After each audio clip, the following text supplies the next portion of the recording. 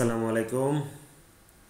আমি মোহাম্মদ আলতাফ হোসেন, উপজেলা নির্বাহী অফিসার দিরাই সুনামগঞ্জ থেকে আপনাদের সকলকে আবারও স্বাগত জানাচ্ছি। আজকে আমরা বাংলাদেশের যে ভূমি ব্যবস্থাপনা রয়েছে সেটির জটিল হিসেব, যে হিস্যাগুলো রয়েছে, হিস্যা মানে বা অংশ, আমাদের যে সবসময় নামজারি পর্চা, নামজারি বা এসএ পর্চা, সিএস রেকর্ডের মধ্যে আমাদের যে বিষয়গুলো থাকে, সেখানে আমাদের প্রত্যেকটি মালিকের নামের পাশে হিস্যা দেওয়া থাকে। এই হিস্যাগুলোর জটিল মনে হয় আমাদের কাছে। আসলে আমি এটিকে সহজ করার জন্য আপনাদের সামনে টাকা এবং আনাটা কিভাবে লিখতে হয়, কিভাবে পড়তে হয়, এটি আপনাদেরকে বোঝানোর জন্য আজকের পাঠ্যক্রম 1 শুরু করছি। আপনাদের সকলকে আমি আমন্ত্রণ জানাচ্ছি আজকের এই পাঠ্যক্রমে। প্রথমেই আমি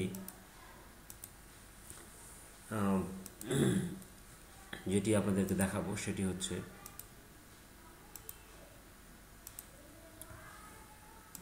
প্রথমে যেটি দেখাবো যে টাকা এবং আনা কিভাবে লিখতে হয়। আমরা যদি ডান দিকে এই অংশটুকু দেখি, এইখানে যদি খেয়াল করি, আমরা এই অংশটুকুর ভিতরে, আপনারা এদিকে খেয়াল করুন, একটি বাঁকা জিনিস, বাঁকা একটি লেখার মাধ্যমে, যেটি এটাকে আঁকে আনা বলা হচ্ছে। দুইয়ের মতো লিখতে যেটা 2 আনা, আর একটা হচ্ছে 3 লিখতে গিয়েও আবার 2 হয়ে গিয়েছে, এটা 3 আনা। আর 4 আনা হচ্ছে জাস্ট একটি দাড়ির মতো একটা ফোঁটা দিয়ে লেখা দেওয়া হয়েছে, এটাকে 4 আনা। আমি যদি একটু লেখার চেষ্টা করি তাহলে কীভাবে লিখব, দেখুন, আমি 1 আনাকে বলতে বোঝাচ্ছি এভাবে একটি দাগ দিয়ে দিলে, সরি, এটি ইমেজ হয়ে আছে, আমি আসলে এটিকে করতে চাচ্ছি। এটি হচ্ছে এদিক থেকে যদি আমরা এদিকে চাপি তাহলে এটা হবে 1 আনা। আমি বোঝাতে পেরেছি আপনাদেরকে নিশ্চয়ই। আচ্ছা, 2 আনাটা কী হবে? 2 আনাটা হচ্ছে এভাবে 2 লিখে এটা 2 আনা, তাই তো? আচ্ছা, 3 আনাটা কী হবে? 3-এর মতো আমরা লিখব। 3-এর মতো লিখতে গিয়ে এইভাবে গিয়ে এটা হচ্ছে 3 আনা, ঠিক আছে? 3 আনা। আর 4 আনা হচ্ছে জাস্ট একটা দাড়ির মতো, পাশে অনেক সময় ফোঁটা দেওয়া থাকবে, এটা ফোঁটা দিলে বুঝতে হবে আসলে এটি 4 আনা। তাহলে কী দাঁড়ালো? 2 আনাটাকে আমরা যদি আবার একটু লেখার চেষ্টা করি, 2 আনা হচ্ছে 2-এর মতো দেখতে, জাস্ট এটা 2 আনা। তাহলে আমরা যদি এইদিকে তাকাই, দেখুন, এইদিকে দেখুন, 1 আনা, 2 আনা, 3 আনা, 4 আনা। ঠিক একই রকম এগুলো হচ্ছে বেসিক। এই 4টা জিনিস যদি আমরা জানি তাহলে 5 আনাটা বের করতে পারবো। 5 আনাটা আসলে কী হবে? 4 আনার সাথে এই 1 আনাটা যোগ হয়ে যাবে। তার মানে আমরা যদি এইদিকে লক্ষ্য করি তাহলে 4 আনা হচ্ছে এটা, এর সঙ্গে যখন আমি এই 1 আনাটা যোগ করে দেব তাহলে এটা হয়ে যাবে 5 আনা। ঠিক একই রকম 4 আনা হচ্ছে এটা, এটার সঙ্গে যখন আমি এরকম 2 আনা করে দেব, এটা হচ্ছে 6 আনা।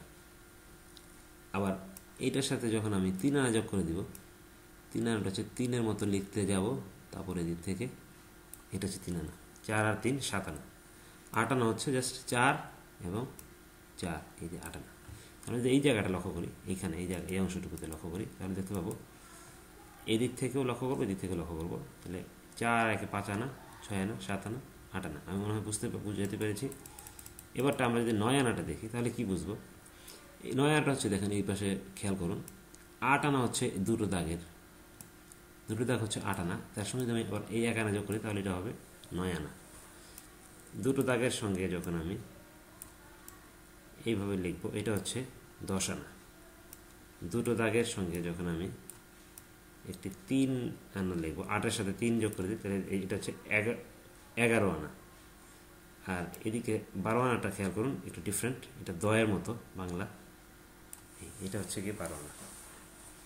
এইভাবে ঠিক প্রথম 4টি জানা থাকলে আমরা আবার একটু দেখি 1 আনাটা কীভাবে। 1 আনা হচ্ছে শুধু এটা, 2 আনা হচ্ছে এইটা, 3 আনা হচ্ছে 3-এর মতো দেখতে গিয়ে এইটা, 4 আনা হচ্ছে এটা। অনেক সময় 3 আনাটাকে আমরা এইভাবে না লিখে আমরা এইভাবে লিখতে পারি।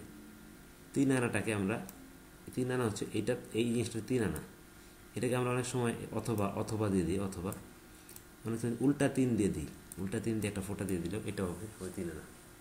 তাহলে আমরা বুঝতে পারলাম যে 1 আনা, 2 আনা, 3 আনা, 4 আনা, 5 আনা, 6 আনা, 7 আনা, 8 আনা, তো 9 আনা, 10 আনা, 11 আনা, 12 আনা। তাহলে 12-র সঙ্গে যখন আবার 1 করে যোগ করব, তাহলে দেখুন 12 হচ্ছে দয়ের মতো একটা জিনিস, এটা দিয়ে যখন আমরা এদিকে টান দিব তখন এটা হয়ে যাবে 13 আনা। আবার যখন দয়ের মতো একটা দিয়ে যখন এটা হচ্ছে 14 আনা, দয়ের মতো একটা জিনিস দিয়ে আমরা যখন এখানে ওই যে 3-এর মতো লিখতে গিয়ে এই যদি করি তাহলে 15 আনা, আর 16 আনাকে আমরা বলব বাংলায় এক দিয়ে এখানে একটা হসন্ত দিতে হয়, হসন্ত, এটাই হলো 16 আনা। এইভাবেই আমরা 13 আনা, 14 আনা, 15 আনা, 16 আনা এই বিষয়টি আমরা লক্ষ্য করব। তাহলে আমরা অনেক সময় আনার হিসাব দেখে এই চিহ্নগুলো দেখে আমরা ভয় পেয়ে যাই। আমি আশা করি যে এই বিষয়টি আপনারা বুঝতে পেরেছেন, এই সম্পর্কটা বুঝতে পেরেছেন আসলে কীভাবে এই সংখ্যাটা কীরকম হবে। তা আমি আর আজকে এই পর্যন্তই থাকলো। আগামীতে আপনাদেরকে আবারও এদের মধ্যে সম্পর্ক, আনা এবং টাকার মধ্যে কী সম্পর্ক এবং এক আনা সমান সমান কত, দশমিকে এটি কত হবে, সেই বিষয়টি আমি আপনাদেরকে আগামী লেসনে দেখাবো। তা আপনারা ভালো থাকুন, সুস্থ থাকুন, এই আশাবাদ ব্যক্ত করে আমাদের আজকের এই লেসন 1 বা পাঠ্যক্রম 1 এখানেই শেষ করছি। ধন্যবাদ।